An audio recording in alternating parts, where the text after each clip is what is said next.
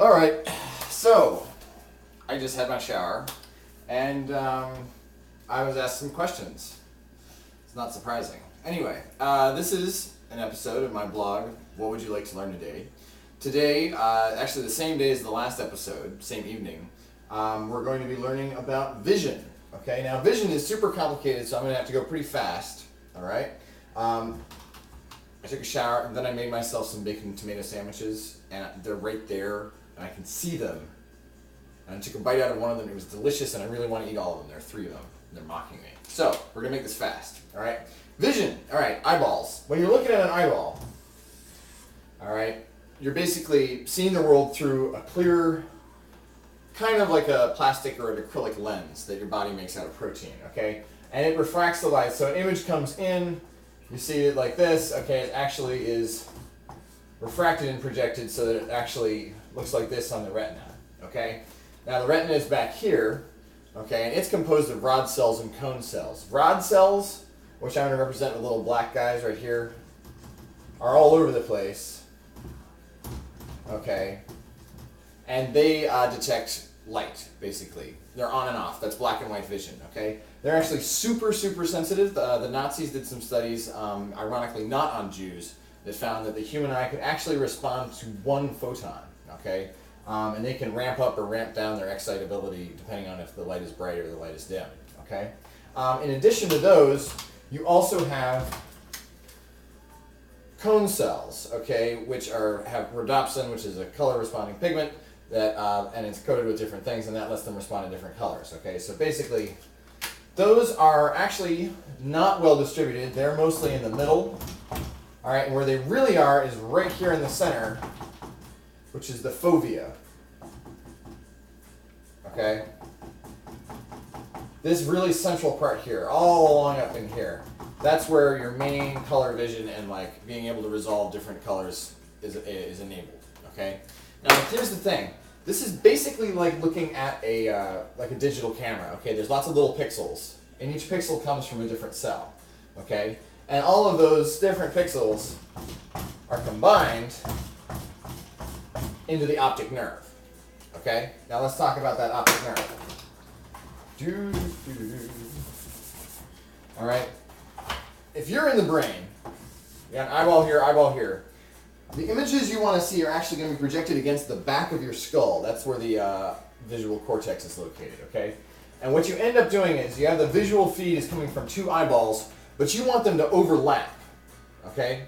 You're seeing 2 different things from 2 separate sources, but you want to only see 1 image across the back. Otherwise it gets too confusing. You don't need it anyway, okay? I want to be seeing the same thing with one eye closed or the other one or like any other situation, okay? So what you end up doing is, in order to get them to overlap, you want this visual feed and this visual feed to both spread out and see the same thing, okay? The way we do this is we actually split your vision, right and left sides, okay? On each side, the one that's on the outside, that visual feed, which I'll represent with blue, that goes straight over here and populates this whole region, okay? All right? These correspond to different other places that then the rest of your brain like is hooked up to so it can see it, okay?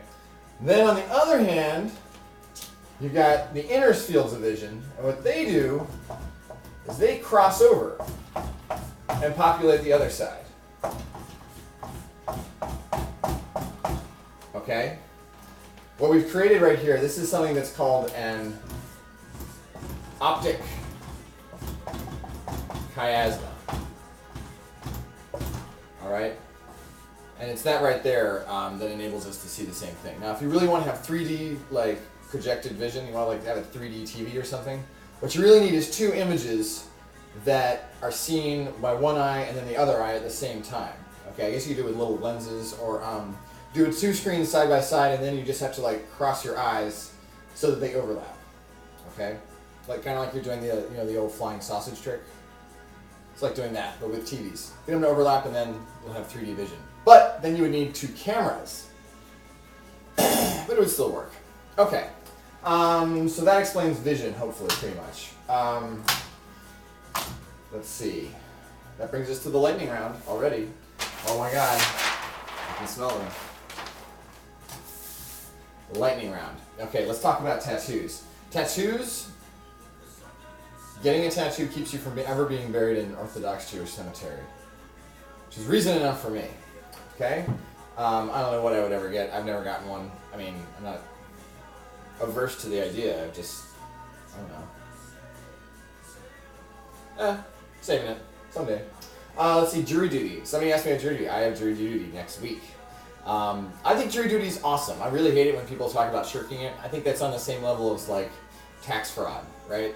Jury duty is one of the things you have to do in a modern society, democratic, to, like, make the system work. You always have. I think my favorite story about jury duty, if you go back to ancient Rome, they used to have Scythian archers. Scythian? I don't know. They had scythes, anyway. And bows, I guess. And they were the police around the courts. And whenever they needed juries, they would, like, put out a sign saying, like, all citizens, like, come on, we need some juries. They would, like, call people up. If nobody came, they would, like, send out the archers to go rope people in with ropes dipped in red paint. They would, like, fuck up their togas. So, juries are important, and they should be. Okay? Bloody knuckles. If you have bloody knuckles, that means you're probably an adolescent teenager, in my experience. And it means that you punch something that is hard, which means that you're going through a period of emotional trauma, or you were drunk. I would recommend that you punch something soft, like a pillow, but that wouldn't hurt, and you want it to hurt because you're in some type of emotional trauma. Or you're drunk, in which case you have a separate problem. I don't know. Wash them off. If you want your knuckles to get raw and calloused, you need to brine them. You need to really pickle them. And I mean literally, like, soak them in brine. That will prevent bloody knuckles so much. Lastly, the most boring state. I looked this up. The most boring state is, in fact, Ohio. They never really did much. They technically became a state in 1803, but Congress didn't recognize them until 1953. Eisenhower. Nobody noticed for 150 years that Ohio wasn't really declared a state. Which kind of gives you a sense of the importance that people feel about Ohio. They don't really do much in Ohio. A lot of them died in the Civil War, and they have Cincinnati. All right, well, I'm going to go eat these sandwiches right now, and let me know what other questions you have. Good evening.